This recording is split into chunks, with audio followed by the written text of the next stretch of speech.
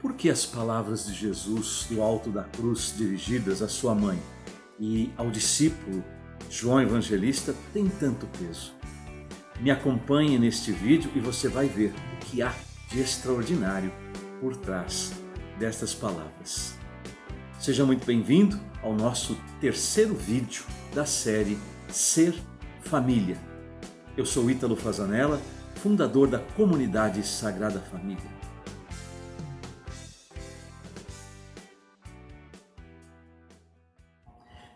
Bem, eu quero começar fazendo uma homenagem ao Papa João Paulo II. Está aqui nesse quadro nosso querido e saudoso São João Paulo II, Papa da Família. Hoje, dia 2 de abril, quando este vídeo está indo ao ar, nós comemoramos, lembramos os 16 anos da morte de João Paulo II. Então, a ele a nossa homenagem e também a ele a nossa oração, a nossa intercessão, o nosso pedido de intercessão para que abençoe as nossas famílias. E nos ajude também nesta reflexão. Hoje, Sexta-feira Santa, Sexta-feira da Paixão do Senhor. Vamos então percorrer um pouco a Paixão do Senhor baseado em alguns estudos do Santo Sudário. O Santo Sudário, você sabe, foi aquele lençol que envolveu o corpo de Jesus quando ele foi sepultado. Por força da ressurreição, dizem os estudiosos, uma luz, uma força, como se fosse uma radiação muito forte, fez com que, através do sangue de Jesus, porque o corpo dele ficou completamente ensanguentado, fez com que a imagem do corpo de Jesus, o corpo inteiro, frente e costas, ficasse impresso naquele lençol que nós conhecemos como o Santo Sudário. Eu quero tomar aqui a palavra do Evangelho de João, capítulo 19, versículos 25 a 27.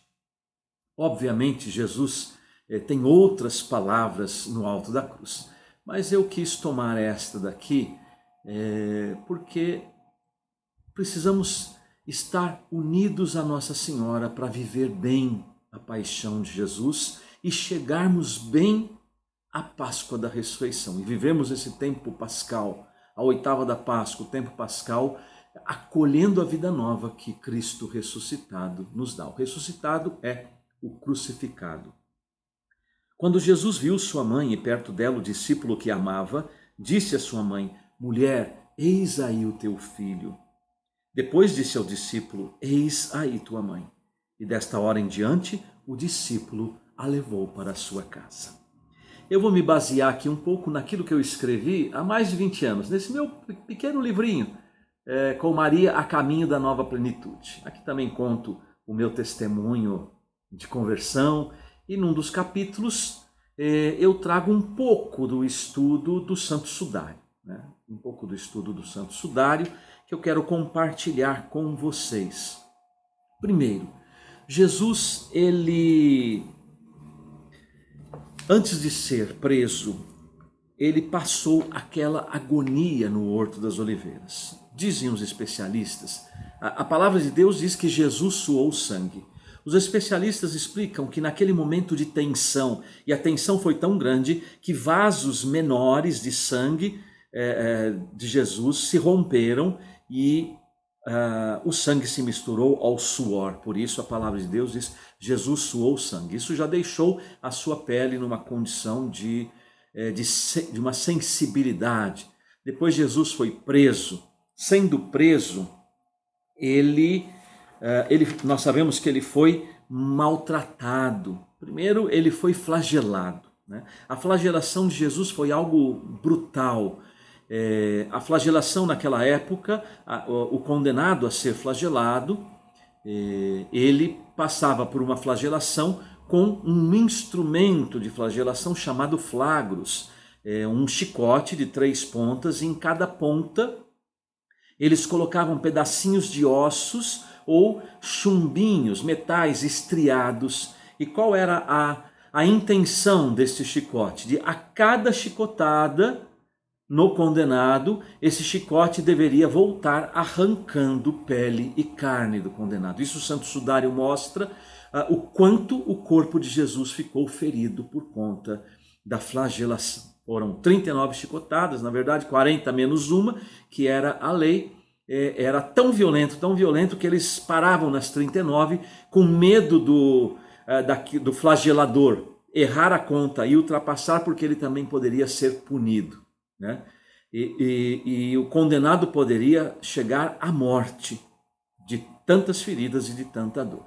Não bastasse isso, Jesus foi cuspido, foi socado, foi chutado.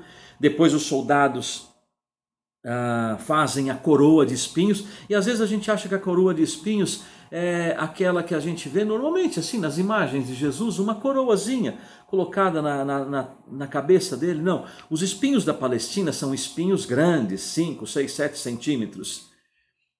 O que os soldados fizeram foi um capacete destes espinhos, e colocaram na cabeça de Jesus, e a palavra de Deus diz que eles batiam com uma vara para que esses espinhos enterrassem mais na cabeça do Senhor.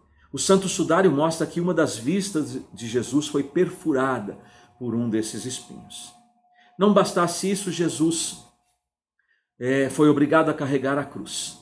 E o que ele carregou foi esta parte, a parte horizontal da cruz. A parte vertical da cruz já estava fincada lá no Calvário. Esta parte horizontal é uma tora de madeira chamada patíbulo, com cerca de 50 quilos. Jesus foi amarrado a essa tora de madeira e amarrado aos outros 2 condenados. E empreenderam um caminho de cerca de 1 quilômetro, da onde ele estava até o Calvário. E nós sabemos pela via sacra, Jesus caiu algumas vezes. Quando você tropeça e cai, qual a sua primeira atitude? Você vai com a mão na frente para se proteger. Jesus estava com os braços amarrados neste patíbulo. E amarrado ainda a outros 2 condenados, sendo chutado, empurrado, puxado, e ele caiu algumas vezes, sem as mãos para se proteger. Com certeza Jesus caiu várias vezes com o rosto naquele chão pedregoso do caminho do Calvário, né? Além de toda a humilhação, sofrimento.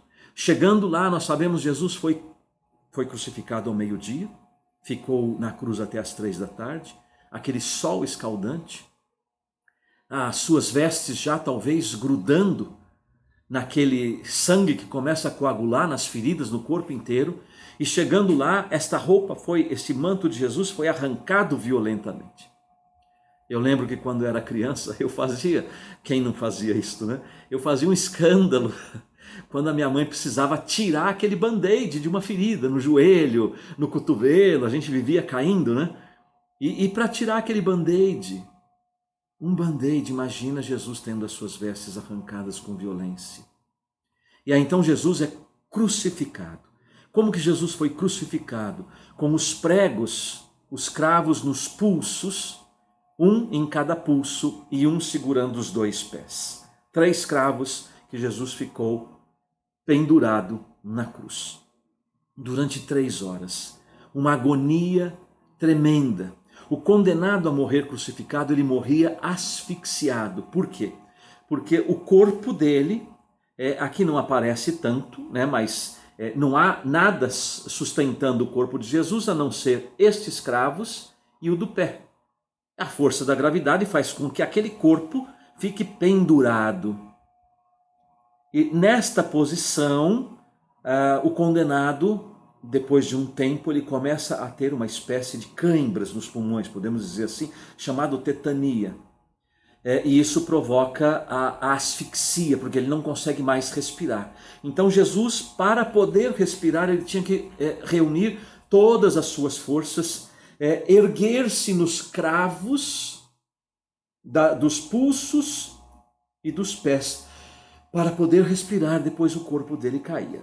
No Santo Sudário, as marcas de sangue de Jesus escorrem nesta direção e, vamos ver aqui, melhor, nesta direção, né? Na direção vertical. Porque quando Jesus se levantava, o sangue escorria de um jeito, e aqui o sangue escorria pelo antebraço.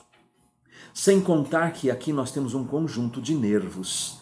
Dizem os especialistas, os médicos, se esses nervos forem rompidos, a dor é tão grande, é lancinante, que pode inclusive levar a pessoa à morte. Jesus ficou 3 horas nessa agonia. Por isso é que muitas vezes quebravam as pernas dos condenados. De Jesus não foi quebrado as pernas, porque quando chegaram em Jesus para quebrar as pernas, ele já havia morrido. Os outros 2 que foram crucificados com ele não tiveram as pernas quebradas. Por quê? Com as pernas quebradas tira-se o apoio, onde ele se juntava força para levantar-se, respirar e voltar a cair. Sem o apoio das pernas, o condenado acabava morrendo mesmo, asfixiado. E foi justamente neste contexto que Jesus diz: filho, eis aí tua mãe. Mulher, eis aí o teu filho. Sabemos que João Batista, ou melhor, João Evangelista, representava a todos nós, a todo o gênero humano. E ali nós fomos dados como testamento de Jesus. Na sua hora derradeira, fomos dados como filhos a Maria e ela como mãe. Esta mãe dolorosa que nesta sexta-feira santa acompanhou cada passo do seu filho Jesus e ainda recebeu o seu corpo morto em seus braços. Fiz toda esta reflexão para poder ajudar a cada um de vocês e as suas famílias. Contem essa história aos seus filhos. Não tirem dos seus filhos a oportunidade de mergulhar no sofrimento de Cristo. Às vezes nós não gostamos da cruz, às vezes nós não gostamos de meditar a via sacra, porque achamos que tem muito sangue, muito sofrimento, mas foi por mim e foi por você que Jesus nos salvou. Foi por mim e foi por você. Acolha, neste período importante da nossa fé que nós estamos vivendo, a salvação que Jesus alcançou para cada um de nós. Como diz a palavra de fundação da nossa comunidade, Atos 16, 31. Crê no Senhor Jesus e serás salvo tu e a tua família. Sendo Sexta-feira Santa, eu não poderia deixar de alongar um pouco este vídeo, mas agradeço a você pela paciência de me acompanhar até aqui.